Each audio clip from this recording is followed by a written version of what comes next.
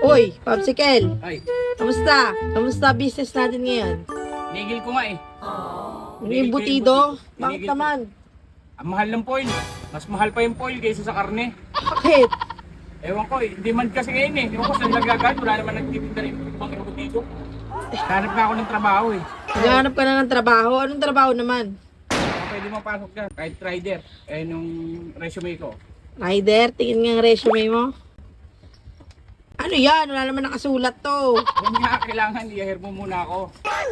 Para ma-unlock ba? Parang gano'n, i-unlock ko yung full potential ko. Ayos ah. Marunong ka ba mag-deliver ng pagkain? O dati nga, buong tindahan yung inaano ko eh. Dinideliver ko eh, hindi pagkain, buong tindahan. Ako lahat, ako nagpiprito, ako nagdi-deliver, ako rin bantay. Anong taon ka doon nagsimula? Ano, April 2025. Resign na ako ng December. Bakit naman? Bali 3 years experience ko ron.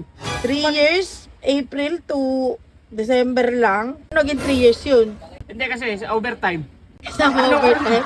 16 hours lagi yung duty ko ron eh. Pag kineta mo halos 3 years, parang 3 years ng buhay ko yun na eh. Kaya pala mukhang tumanda ka na. Okay. Tingnan mo dito, may buhok pa ako. Then naubos na.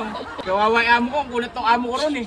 Blink na yung sa motor, yung gasoline. Ito pa rin pagasan, pwede pa raw. Eh di nagtulak ka doon. Okay lang sana kung isang araw, 3 araw na nagbiblink, ayaw pa rin pagasan eh. Tulak ako ah. I-hire mo ko ah. Ayan, iwan kasi yung resume ko ah. Sige, tatawagan na lang kita ah. Tawagan, tatawanan. Tatawagan. Ano mo na ako, diretsahin mo na ako ah. Isa na ako bukas ah. Tatawagan na lang kita. Isa na ako bukas. Huwag mo na ako tawagan. Basta papasok ako bukas. Pag kami deliver, wala pa ako. Pick up mo na sila. Umpisa ka na ngayon. Bukas na, gabi na eh. Sige na ah. Bye-bye. Sige, paalam.